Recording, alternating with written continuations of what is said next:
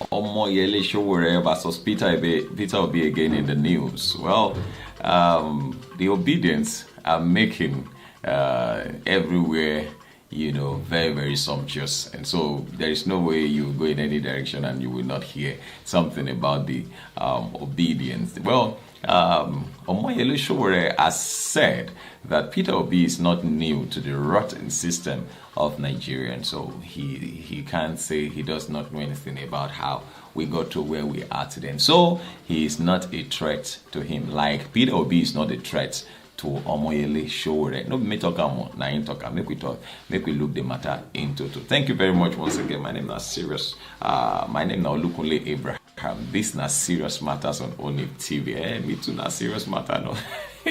As long as say be Nigerian, you be serious matter, you be projects, if you say they're supposed to pay attention to. Thank you very much for joining us once again, and thank you for always watching our videos, getting us this far and taking us further. Well, Mr. Omoyele Sowore, the presidential flag bearer of the African Action Congress AAC, has said Peter Obi of the Labour Party is not a threat to his 2023 presidential ambition. He stated this on Friday night during the interview on Channel's television show Politics Today. Yeah, you got him.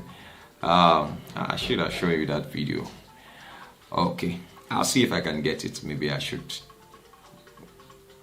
Okay, all right. Well, according to Sowore, the former governor of Anambra is not new. It's not new to the rotten system, and it's part of the old system that we're trying to get rid of. And so, according to Sowore, the former governor of Anambra State, like I said, is not new to it, that he is a part of the old system that we're trying to get rid of. Omoyele Sowore said, I don't see Peter Obi as a threat. He is not new to the rotten system.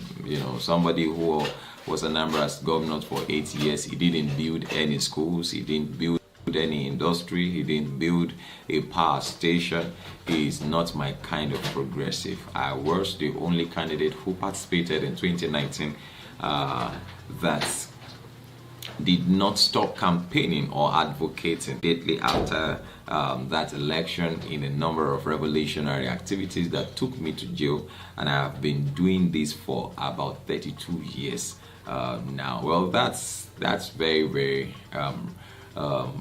renowned of Omoyele Sowore. He's been doing that since the days of SUG back then in school, and so he has continued. I know that someday he will be in the reins of power, but my concern has always been that, look, maybe by the time you get close to the reign of power, you might need to drop some of your your enthusiasm sometimes can be taken for arrogance. Can be mistaken for arrogance. But deeply looking or closely looking at him or looking at you, one would know that you have passion. You have passion for change. You have passion to turn things around. You can make things happen, and that's the truth. Omoyele Sowore can make things happen, but I know if Omoyele Sowore, because in fact, if Omoyele Sowore was if he was probably even as much as we have the obedience being a threat to quite a lot of even the major ruling party and all of that, they cannot hide from the fact that they are being threatened by this obedient movement. I saw a video yesterday where even Peter Obi said, my prayer now, just like I told you on this show, that my concern is not about Peter Obi winning election. My concern has always been, will he deliver? Will he deliver? Because I see him winning. I see him winning the election, but I'm like, this guy must not disappoint also. This guy must not disappoint Nigerians. Like, if he disappoints Nigerians, they will throw him out. Nigerians will throw him out. Now that we already, because the Yorubas have a saying, they said, when your hand has not, when you've not laid your hand on what killed your father, then you don't ask. You might just be asking the wrong person. The person that you're asking might just be the one who is holding on to what killed your father. And so I think Nigerians now know the power of their voters card, and thanks to Mr. President for the new electoral bill that gave power to our voters card. And so the concern has not been whether he's going to win. The concern, because once rigging is out of the way, we are sure to do very well in subsequent elections. And so, anybody who gets the attention or who has the attention of the young ones and the average Nigerians, then I'm sure such persons will get to pass. So all this idea of one person going to one meeting, Wike has just one vote. Makinde has just one vote. That's if he's around. Autumn has only one vote. Even his family member, he cannot really tell who votes for who. My father might be in APC. I might decide to be in PDP, and it doesn't stop me from being his son. And so that's politics for you, And so I see Omoyele Sowore in the reins of power soon. Not now, because heads will roll. Heads go roll if he's given that heads to roll. We are not saying heads should not roll. We are not saying heads should not roll. I'm only saying that he might step on toes that he ought not to. He ought not to step. There are toes that he ought not to step on, which I'm sure it will be a bit. That youthful thing is still in him. He has to be calm down, all of that. But then he is. A man is somebody he has the spirit of the person we need to be in power. And so, just like Peter Obi said, he's been praying. That prayer must have been recent prayers that I hope. I just pray, God, please help me not to disappoint these people. That's the way it is. Well, Omoyele Sowore, he said he's been practicing, he's been in politics, where things, the days of school days and all of that. And he said he's been practicing that for about 32 years now. Even after elections, he continues to advocate. He doesn't stop. Unlike some people, after elections, they take off.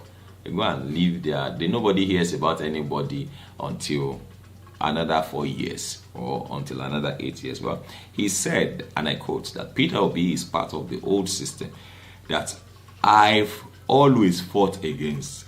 I understand where he is coming from. This is 1999 repeating itself. Nigerians want change. Some young people are genuinely interested in change to a different direction, and then they are presented with somebody who worked for the establishments, somebody who has been in the People's Democratic Party and the All Progressive Alliance, Grand Alliance, came back to the PDP and now in the Labour Party. We can be emotional about it, but that's the truth. Well, the truth, there's no doubt about that. You might just be right, but there's nothing wrong with one missing the road, as long as you're willing to get it right. And so, how did he take that decision of leaving the PDP at that dime minute? How did he come up with that decision? Did you also think about that? So, I don't know if you get what I'm trying to say. So let's see it from different perspectives. How did Peter Obi come up with? We never saw any news where Pat Utomi and the likes had a meeting with him and they said, look, come. Pat Utomi is supposed to be the presidential candidate of the Labour Party. That's it. But then being an he's an elderly man, he said, look, we're stepping down for the young ones. Let the young man do it. It's not so, it's part to me, it's not pursuing. I've been on his teachings and lectures, and I see a man who is passionate for change of economy and all of that, but see his brilliance and, all of that. But then must have seen something different in Peter Obi. And if you look, let's just support this young man. Let him go. Nobody called him. So for me, I don't think anybody called. So Nigerians want change, But then when you say change now, when you say we are bringing change, Nigerians are even afraid. They are wondering what type of change are you bringing? Which of the change? Because 2015, we were buying fuel for. Was it not 85 naira? We were buying fuel for 85 naira. Suddenly it jumped up to 145. Yet they were still paying subsidy. During the time of Jonathan, they were paying fuel subsidy and were buying fuel at 85 naira, 95 naira. It came back down. And then these people came into power saying they were bringing change. And within a few weeks of coming to power, we started buying fuel at 145. And then it now moves up to 165.